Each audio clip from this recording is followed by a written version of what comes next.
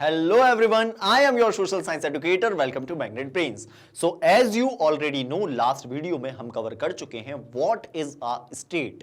अगर आपने अभी भी वो वीडियो नहीं देखा है तो अभी क्लिक करें इस आई बटन पर और उस वीडियो को जरूर देख लें.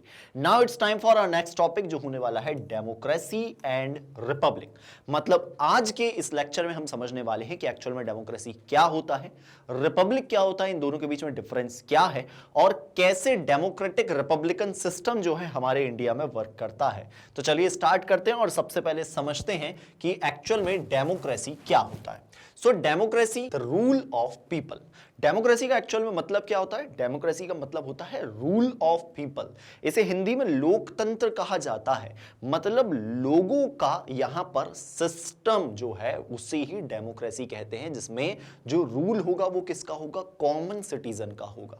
अब कैसे ये हो सकता है? सो यहां पर सबसे पहले ध्यान दें कि ये डेमोक्रेसी वर्ड ओरिजिनेट कहां से हुआ है. So derived from the Greek word. Actual में एक ग्रीक वर्ड है, वहां से इसे डिराइव किया गया, जिसमें डीमोस का मतलब होता है पीपल और क्रेटोस का मतलब होता है रूल और पावर. सो जहां पर पावर और रूल किसके हाथ में हो? पीपल के हाथ में हो, वही क्या कहलाएगा? डेमोक्रेसी. सो याद रखिएगा, डेमोस मतलब पीपल और क्रेटोस मतलब रूल और पावर, और इसी को मिलाकर हमने बना दिया डेमोक्रेसी. ओके, आगे बात करें इसकी कोर डेफिनेशन को. अगर आप समझेंगे तो यहां पर देखें, a system where the government is formed based on the consent of people typically through free and fair election.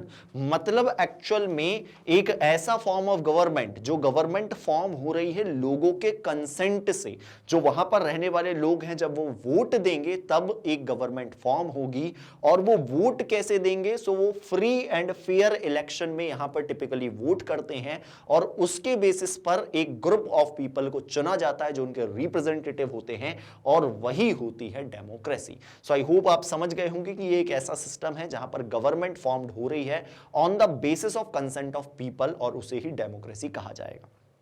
अब आगे देखिए ये मैकेनिज्म वर्क कैसे करता है. तो citizen select representative who are the then held accountable to the elected parliament.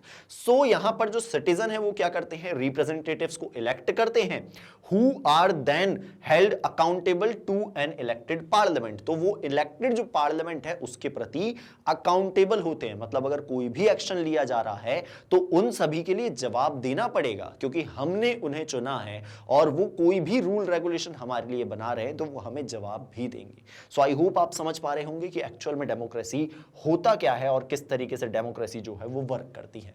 चलिए अब आगे बढ़ते हैं और बात करते हैं डिस्टिंक्शन के बारे में. So not all democracies are republic. एक चीज को याद रखिएगा कि सारी की सारी डेमोक्रेसी जो है वो रिपब्लिक नहीं होती है. हम अभी समझेंगे रिपब्लिक एक्चुअल में होता क्या है. जैसे कि हम एग्जांपल की बात करें, the UK, Canada, Sweden are democracies but remain constitutional monarchies because they have a hereditary head of a state. मतलब जो यूके है, स्वीडन है, कनाडा है, वहां पर एक्चुअल में डेमोक्रेसी तो है पर वो रिपब्लिक नहीं है. क्यों? क्योंकि रिपब्लिकन सिस्टम में जो हेड ऑफ स्टेट होता है वो भी इलेक्टेड होता है. वो इनडायरेक्टली और डायरेक्टली दोनों हो सकता है. पर यहां पर जैसे कि यूके, कनाडा और स्वीडन की बात करें, सो यहां पर एक मोनार्क जो है उन्हें हेड ऑफ स्टेट माना जाता है. इसीलिए यहां पर ये हेरिडिटरी सिस्टम होने के कारण इन्हें सिर्फ डेमोक्रेसी कहा जाता है, ये रिपब्लिक नहीं होते हैं. सो आई होप आप समझ पा रहे होंगे कि किस तरीके से डिफरेंट सिस्टम दिखाई देता है इन डिफरेंट कंट्रीज. चलिए अब आगे बढ़ेंगे और बात करेंगे रिपब्लिक के बारे में कि रिपब्लिक एक्चुअल में होता क्या है. रिपब्लिक का बहुत सिंपल सा मतलब है द रूल ऑफ लॉ. मतलब जिस कंट्री में रूल ऑफ लॉ वर्क करेगा वही रिपब्लिक होने वाली है. तो यहां देखिए इसकी कोर डेफिनेशन की जब हम बात करते हैं, state where the head of state, मतलब एक स्टेट जहां पर हेड ऑफ स्टेट जो है, example the president is elected either directly और इनडायरेक्टली. मतलब जो हेड ऑफ स्टेट होगा, जैसे कि हमारे इंडिया में प्रेसिडेंट है, वो इलेक्टेड होने चाहिए. वो डायरेक्टली इलेक्टेड हो सकते हैं या फिर इनडायरेक्टली हो सकते हैं, बट इलेक्टेड होना बहुत ज्यादा जरूरी है, rather than inheriting the position through a blood line. मतलब ऐसा नहीं होना चाहिए कि एक ही ब्लड लाइन से यहां पर जो हायर होने वाले हैं वही हेड ऑफ स्टेट बने. अगर ऐसा होगा तो वो रिपब्लिक सिस्टम नहीं होगा. बट जहां पर भी जो हेड ऑफ स्टेट है वो इलेक्टेड होंगे डायरेक्टली या इनडायरेक्टली, वहां पर रिपब्लिकन सिस्टम माना जाएगा. चलिए अब आगे बात करते हैं लिमिट्स ऑन पावर के बारे में। So in a republic the government's authority is strictly limited by a constitution. मतलब एक रिपब्लिक में रूल ऑफ लॉ होता है और रूल यहां पर कहां लिखे हुए हैं? कॉन्स्टिट्यूशन में। सो जो गवर्नमेंट की पावर है उसे भी लिमिटेड रखा जाता है, जैसा कॉन्स्टिट्यूशन में लिखा हुआ है सिर्फ उतनी ही पावर गवर्नमेंट को मिलती है, और यही होता है एक्चुअल में एक Republican system. So in a republic the governments authorities strictly limited by a constitution. मतलब कॉन्स्टिट्यूशन जो है अथॉरिटी को लिमिट करने का काम करता है।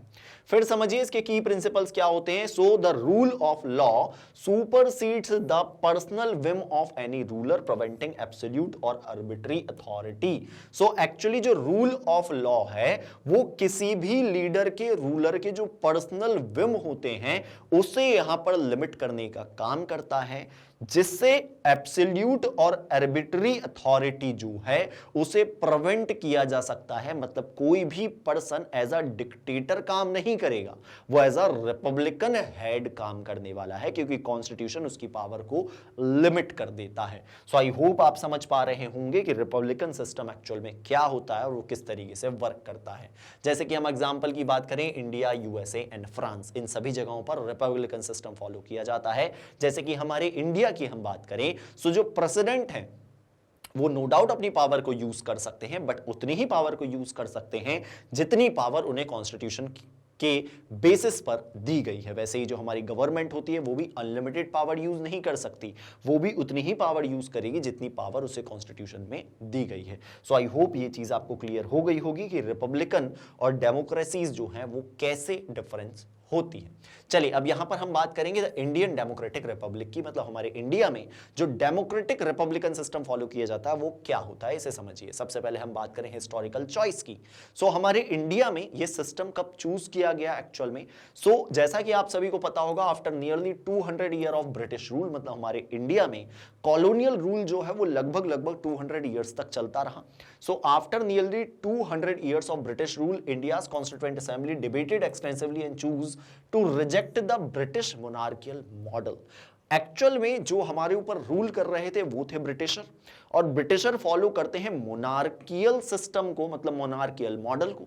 पर हमारा इंडिया जब आजाद हुआ, इंडिपेंडेंट हुआ, और हमारी कॉन्स्टिट्यूएंट असेंबली जब कॉन्स्टिट्यूशन फ्रेम कर रही थी, तब उन्होंने यहां पर डिबेट करा और फाइनली ये डिसीजन लिया कि हम ब्रिटिश मोनार्कियल मॉडल को फॉलो नहीं करेंगे, हम रिपब्लिकन मॉडल को अडॉप्ट करेंगे। सो इसके अकॉर्डिंग हमारे यहां पर जो हेड ऑफ स्टेट है वो कैसे होते हैं? So unlike the UK's king and queen, India's president is elected indirectly by an electoral college of elected officials. So यहां पर हमारे इंडिया में यूके जैसा सिस्टम नहीं है, जैसे वहां पर किंग और क्वीन जो है वो हेड ऑफ स्टेट माने जाते हैं। हमारे यहां पर प्रेसिडेंट हेड ऑफ स्टेट होते हैं, जिन्हें एक्चुअल में इनडायरेक्टली इलेक्ट किया जाता है। और इलेक्ट कौन करते हैं? सो एक इलेक्टोरल कॉलेज जो है वो इन्हें इलेक्ट करने का काम करता है, जिस इलेक्टोरल कॉलेज में भी इलेक्टेड जो ऑफिशियल्स है वो होते हैं, और उनके अकॉर्डिंग यहां पर इनडायरेक्टली प्रेसिडेंट को इलेक्ट किया जाता है। सो हमारी कॉन्स्टिट्यूएंट असेंबली ने इस मॉडल को यहां पर अडॉप्ट करा। फिर हम बात करेंगे प्रीएम्बल के बारे में कि हमारा प्रीएम्बल एक्चुअल में क्या है, कब अडॉप्ट किया गया, और उसमें क्या क्या चीजें बताई गई है कि हमारे इंडिया का नेचर कैसे होने वाला है। तो ध्यान रखिएगा, एक्चुअल में प्रीएम्बल जो है उसे हिंदी में प्रस्तावना कहा जाता है। आप जब किसी भी बुक को ओपन करते होंगे तो आपने देखा होगा सबसे पहले कुछ चीजें लिखी होती है उसके बारे में कि इस बुक के अंदर क्या क्या होने वाला है। वैसे ही हमारे कॉन्स्टिट्यूशन की स्टार्टिंग में जो लिखा हुआ है वो है प्रीएम्बल, जो ये बताता है कि हमारे इंडियन कॉन्स्टिट्यूशन का नेचर कैसा होने वाला है। सो यहां पर देखें, ये जो प्रीएम्बल है इसे अडॉप्ट किया गया 26 नवंबर 1949 को। It defines India as a sovereign, socialist, secular, democratic republic। और यही प्रीएम्बल जो है वो हमारी इंडिया का नेचर बताता है। वो बताता है कि हमारा इंडिया जो है वो सोवरेन होगा। सोवरेन का मतलब हम पहले समझ चुके हैं, मतलब हमारा इंडिया खुद ही अपने इंटरनल और एक्सटर्नल मैटर में इंडिपेंडेंटली डिसीजन ले सकता है। हमारा इंडिया सोशलिस्ट होगा, मतलब हमारे इंडिया में अगर इनइक्वालिटी है तो उसे दूर करने के लिए हमारे कॉन्स्टिट्यूशन ने गाइड किया हुआ है कि गवर्नमेंट इन इक्वालिटी को दूर करेगी, मतलब सोशलिस्ट फॉर्म होने वाला है। साथ ही साथ में सेकुलर, सेकुलर का मतलब होता है कि हमारा जो इंडिया है वो किसी एक रिलीजन को फॉलो नहीं करेगा, उसका कोई भी रिलीजन नहीं होगा, उसके लिए सभी की सभी रिलीजन जो हैं, जो फेथ हैं, वो बराबर होने वाले हैं। वैसे ही हम बात करें डेमोक्रेटिक रिपब्लिक, जो अभी आपने समझा कि हमारा इंडिया जो है वो एक्चुअल में डेमोक्रेटिक रिपब्लिक है, जहां पर लोगों की विल के अकॉर्डिंग उनके रिप्रेजेंटेटिव इलेक्ट किए जाते हैं और हेड ऑफ स्टेट भी इनडायरेक्टली इलेक्टेड होते हैं। सो ये बताता है एक्चुअल में हमारा प्रीएम्बल, यहां पर आप देख पा रहे होंगे ये हमारे कॉन्स्टिट्यूशन का, इंडियन कॉन्स्टिट्यूशन का प्रीएम्बल लिखा हुआ है। We the people of India have solemnly resolve to constitute India into a sovereign democratic republic and to secure all its citizen justice, equality, liberty, fraternity in the Constituent Assembly this 26th day of November 1949. So ये हमारे constitution के बारे में बताता है, जो है हमारा प्रीएम्बल। इसमें और भी चीजें हैं, जैसे कि हम यहां पर समझें कि कुछ कॉन्स्टिट्यूशनल पिलर्स भी हमारे प्रीएम्बल में बताए गए हैं। कौन कौन से पिलर्स हैं? जिसमें बताया गया जस्टिस के बारे में कि इंडियन सिटीजन्स को जस्टिस दी जाएगी। कैसी जस्टिस? जो होगी सोशल जस्टिस, इकोनॉमिकल जस्टिस और पॉलिटिकल जस्टिस। आपने देखा होगा ना कि हमारी गवर्नमेंट हमेशा कोशिश करती है कि सोशल इनइक्वालिटी को दूर किया जा सके, सोशली सबको जस्टिस मिल सके, इकोनॉमिक इनइक्वालिटी को दूर किया जा सके और साथ ही साथ में पॉलिटिकल सिनेरियो में सभी को सेम चांस मिले। सो ये होता है एक्चुअल में जस्टिस। फिर बात करें हम लिबर्टी की, सो हमारे पास में कुछ आजादी है, कुछ फ्रीडम है, जैसे कि liberty of thought and expression, मतलब हम अपने थॉट्स और एक्सप्रेशन को एक्सप्रेस कर सकते हैं। लिबर्टी हमारे कॉन्स्टिट्यूशन ने हमें दी है। साथ ही साथ में हम किसी भी फेथ पर, हम किसी भी रिलीजन पर बिलीव कर सकते हैं, फेथ रख सकते हैं या फिर हम वर्शिप कर सकते हैं। इसके लिए भी हमारा कॉन्स्टिट्यूशन हमें पूरी तरीके से फ्रीडम प्रोवाइड करता है। साथ ही साथ में इक्वालिटी इंश्योर करने का काम of the status and opportunity, मतलब हमारा इंडियन कॉन्स्टिट्यूशन ये इंश्योर करता है कि सभी को सिमिलर स्टेटस मिले और सभी को सेम अपॉर्चुनिटी मिले, मतलब अवसर की समानता जो है यहां पर इंश्योर की जाती है। और वैसे ही फैटर्निटी भी इंश्योर करता है, जो हमारा जो प्रीएम्बल है वही बता देता है, assuring the dignity of individual and national unity. So सभी के बीच में यूनिटी बनी रहे और साथ ही साथ में हर एक इंडिविजुअल की डिग्निटी को मेंटेन किया जा सके, ये भी हमारा कॉन्स्टिट्यूशन इंश्योर करता है। सो आई होप आप समझ गए होंगे कि प्रीएम्बल किस तरीके से हमारे इंडियन कॉन्स्टिट्यूशन का यहां पर नेचर बताता है। और हमारे इंडिया में जो सबसे ज्यादा सुप्रीम है वो कॉन्स्टिट्यूशन है और इसी कारण हमारा इंडिया जो है वो रिपब्लिक दिखाई देता है। चलिए अब बात करेंगे डेमोक्रेसी में protecting minority rights against majority dominance, कि किस तरीके से हमारे यहां पर जो डेमोक्रेटिक रिपब्लिकन सिस्टम चल रहा है उसमें माइनॉरिटी को प्रोटेक्ट किया जाता है अगेंस्ट द मेजॉरिटी डोमिनेंस, मतलब मेजॉरिटी कम्युनिटी के डोमिनेंस होने के बाद भी किस तरीके से माइनॉरिटी को प्रोटेक्ट करने के लिए प्रोविजंस रखे गए हैं। इन चीजों को समझिए। सबसे पहले हम बात करें रिस्क की। सो इन अ प्योर डेमोक्रेसी, अगर कहीं पर भी प्योर डेमोक्रेसी है, there is a risk of majority dominance, तो वहां पर हमेशा रिस्क होता है कि जो मेजॉरिटी ग्रुप है उसका डोमिनेंस होने वाला है, where the interest of many override the right of few, मतलब यहां पर जो आपने जैसे कि श्रीलंका का एग्जांपल देखा होगा, वहां पर सिन्हाला कम्युनिटी जो है वो एक्चुअल में डोमिनेंट दिखाई देती है, मतलब सबसे ज्यादा मेजॉरिटी में है और इस कारण वो बाकी सारी कम्युनिटी के राइट्स जो हैं उनसे छीन लेती है। पर हमारे इंडिया में ऐसा नहीं होता। हमारे इंडिया में जो मेजॉरिटी कम्युनिटी है उसे भी सिमिलर राइट मिलेंगे और जो माइनॉरिटी कम्युनिटी है उसे भी सिमिलर राइट मिलेंगे। इसलिए ही हमारे इंडिया में डेमोक्रेटिक रिपब्लिकन सिस्टम वर्क कर पाता है। सो हमारे इंडिया में मेजॉरिटी डोमिनेंस होने के बाद भी जो माइनॉरिटी राइट है वो एक्चुअल में प्रोटेक्ट किए जाते हैं। फिर हम बात करें republic as a safeguard, so the constitution act as a shield to prevent the majority from harming the smaller group. So हमारा जो कॉन्स्टिट्यूशन है एक्चुअल में वो यहां पर शील्ड की तरह काम करता है, जिससे जो मेजॉरिटी ग्रुप है वो स्मॉलर ग्रुप्स के राइट को हार्म ना कर सके। सो हमारे इंडिया में माइनॉरिटी के राइट्स भी उतने ही ज्यादा इंपॉर्टेंट है जितने मेजॉरिटी ग्रुप के राइट इंपॉर्टेंट है। जैसे कि हम यहां पर बात करें आरडब्ल्यूए केस की, ये केस है जो आपके टेक्स्ट बुक में भी दिया हुआ है। A majority vote to ban late night deliveries was modified because it critically endangered the health of minority and elder resident needing medicine. So actual में एक स्टोरी यहां पर बताई गई है कि एक सोसाइटी में मेजॉरिटी ये फैसला लेती है, डिसीजन लेती है कि लेट नाइट डिलीवरीज जो है, जो डिलीवरी पर्सन डिलीवर करते हैं, वो बैन करी जाए लेट नाइट डिलीवरी। बट एक इंसिडेंट देखने को मिलता है कि एक एल्डरली, एक सीनियर सिटीजन जो है, उन्हें रात में लेट नाइट मेडिसिन की नीड होती है और ये बैन हो जाने के कारण वो मेडिसिन उन तक नहीं पहुंच पाती, जिससे उनकी हेल्थ को हार्म होता है। सो इसे फिर मॉडिफाई किया जाता है, क्योंकि हर एक पर्सन यहां इंपॉर्टेंट है। मेजॉरिटी में सीनियर सिटीजन नहीं होंगे, बट स्टिल अगर एक भी सीनियर सिटीजन है तो इस पूरे रूल को वापस से चेंज किया जाता है। और सिमिलरली हमारे इंडिया में भी इस चीज को फॉलो किया जाता है कि माइनॉरिटी को भी ध्यान में रखा जाता है, रदर देन सिर्फ और सिर्फ मेजॉरिटी डोमिनेंस को। वैसे ही हम बात करें ट्राइबल राइट की, सो the constitution protect tribal land. हमारा जो कॉन्स्टिट्यूशन है वो ट्राइबल लैंड जो माइनॉरिटी में होते हैं एक्चुअल में, उन्हें भी प्रोटेक्ट करने का काम करता है। एग्जाम्पल द डोंगरिया खूंद इन उड़ीसा, जैसे कि डोंगरिया खूंद जो एरिया है उड़ीसा वाले रीजन में, उड़ीसा स्टेट में, वहां पर जो ट्राइबल के लैंड है उन्हें कॉन्स्टिट्यूशन प्रोटेक्ट करता है from being exploited by private companies even if the government और मेजॉरिटी फेवर्स इट। मतलब जो प्राइवेट कंपनीज हैं उनके एक्सप्लॉइटेशन से इसे कॉन्स्टिट्यूशन बचाता है, चाहे यहां पर जो मेजॉरिटी है वो उस फेवर में हो कि हां इसे प्राइवेट कंपनी को दे दिया जाए या फिर गवर्नमेंट हो, बट स्टिल जो ट्राइबल्स हैं उनके पास में उनके कॉन्स्टिट्यूशनल राइट्स हैं और इस कारण ये माइनॉरिटी कम्युनिटी के जो लैंड राइट्स हैं वो अपने लैंड को बचाने के लिए यहां काम करते हैं। सो आई होप आप समझ पा रहे होंगे कि किस तरीके से माइनॉरिटीज जो हैं उनके राइट्स को भी यहां पर ध्यान में रखा जाता है। चलिए अब आगे बात करेंगे the necessity of governance and the state. मतलब एक्चुअल में जो गवर्नेंस है और जो स्टेट है वो क्यों नेसेसरी है, क्या इसकी इंपॉर्टेंस है। सो यहां पर हम बात करने वाले हैं मत्स्य न्याय के बारे में, जो एक्चुअल में कंसेप्ट दिया है कौटिल्य ने अपनी अर्थशास्त्र में। सो यहां पर समझिए, ancient wisdom from the Kautilya's Arthashastra warn against a society without a government. So यहां पर कौटिल्य अपने अर्थशास्त्र में बताते हैं कि एक सोसाइटी बिना गवर्नमेंट के नहीं होना चाहिए, ये उसके खतरे के बारे में बताते हैं।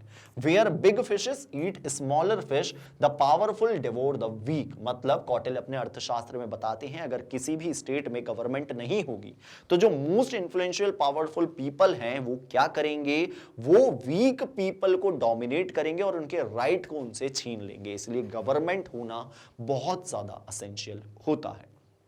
फिर वो यहीं पर बताते हैं राजधर्म के बारे में, जिसमें वो बताते हैं the duty of the ruler और स्टेट। मतलब स्टेट और रूलर की एक्चुअल में ड्यूटी होती क्या है, to maintain the law and order and provide a system of good governance. So जो भी रूलर हो, जो भी स्टेट हो, उनकी ड्यूटी होती है कि वो लॉ एंड ऑर्डर को मेंटेन करें और साथ ही साथ में सिटीजन्स को यहां पर गुड गवर्नेंस प्रोवाइड करे। सो ये जो कंसेप्ट है ये लिया गया है कौटिल्य के अर्थशास्त्र से, जो मत्स्य न्याय के बारे में बताता है और साथ ही साथ में राजधर्म को एक्सप्लेन करता है। यहां पर आप देखिए, ये है मत्स्य न्याय। यहां आपको दिख रहा होगा एक बड़ी सी फिश है जो छोटी छोटी फिश को खा जा रही है, और इसी तरीके से अगर गवर्नमेंट ना हो तो सिमिलर सिनेरियो बनता है, जिसमें in the absence of law and order the big fish swallow the smaller once. मतलब जो बड़ी फिश होती है वो छोटी छोटी जो मछलियां होती है उन्हें निगल लेती है, अगर रूल और रेगुलेशन ना बने हो, जिससे क्या होगा, जो भी माइनॉरिटी कम्युनिटी है उनका एक्सप्लॉइटेशन बहुत ज्यादा बढ़ जाएगा।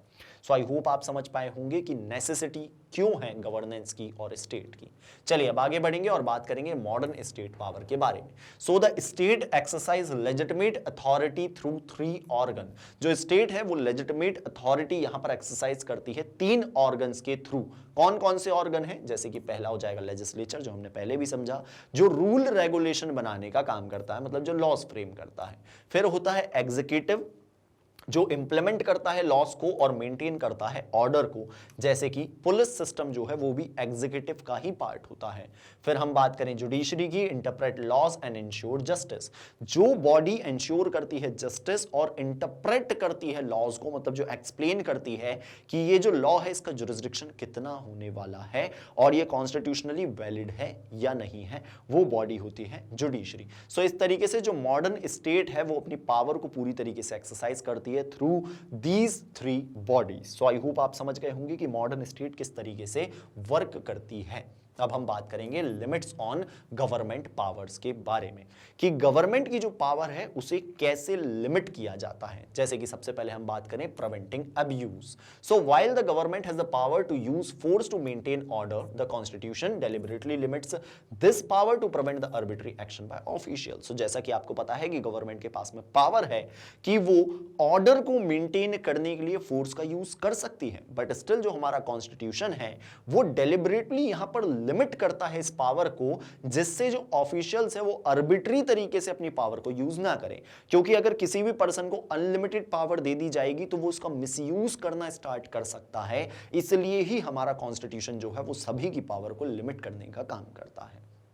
फिर आगे बात करें इंडिविजुअल लिबर्टी की। So elected leader can not violate fundamental rights. जो इलेक्टेड लीडर्स हैं वो फंडामेंटल राइट्स को वायलेट नहीं कर सकते किसी भी सिटीजन के, such as freedom of speech and religion. मतलब जो हमारा फ्रीडम ऑफ स्पीच होता है, जो हमारा फ्रीडम ऑफ रिलीजन है, उसे कोई भी इलेक्टेड लीडर भी वायलेट नहीं कर सकता। हमें अगर अपना कोई थॉट एक्सप्रेस करना है तो हम फ्रीली उसे एक्सप्रेस कर सकते हैं। Ensuring that equality before law is maintained. और साथ ही साथ में यह भी यहां पर ध्यान रखा जाता है कि इंडिविजुअल लिबर्टी के लिए इक्वालिटी ऑफ लॉ जो है वो भी मेंटेन की जाए। और ये सारी चीजें इंश्योर करता है एक्चुअल में हमारा कॉन्स्टिट्यूशन, क्योंकि उसमें ये सारी चीजें मेंशन की गई हैं। अब हम बात करेंगे एक हिस्टोरिकल प्रेसिडेंट के बारे में, जिसमें आपको यहां पर पता लगने वाला है एक्चुअल में जॉर्ज वॉशिंगटन के बारे में। सो जॉर्ज वॉशिंगटन 1782 के समय की बात है, जिस समय पर यहां पर जॉर्ज वॉशिंगटन को ये ऑफर दिया गया कि वो किंग बन सकते हैं यूएसए के, पर उन्होंने फेमसली, ये चीज बहुत फेमस है, उन्होंने इसे पूरी तरीके से नकार दिया। So famously rejected, George Washington 1782 famously rejected the offer to became a king of America, choosing instead to establish a government of people under constitution। so यहां पर जॉर्ज वॉशिंगटन ने किंग बनने का जो ऑफर था उसे पूरी तरीके से ठुकरा दिया और उन्होंने यहां पर चूज करा कि एक ऐसी गवर्नमेंट बनाई जाएगी जो एक्चुअल में कॉन्स्टिट्यूशन के हिसाब से रन की जाएगी, और इसी सिस्टम को ही डेमोक्रेटिक रिपब्लिकन सिस्टम कहा जाता है। सो आई होप आप समझ गए होंगे कि किस तरीके से ये पूरा सिस्टम वर्क करता है, क्या होती है डेमोक्रेसी, क्या होता है रिपब्लिक, और कैसे ये साथ में मिलकर वर्क करते हैं हमारे इंडिया में भी।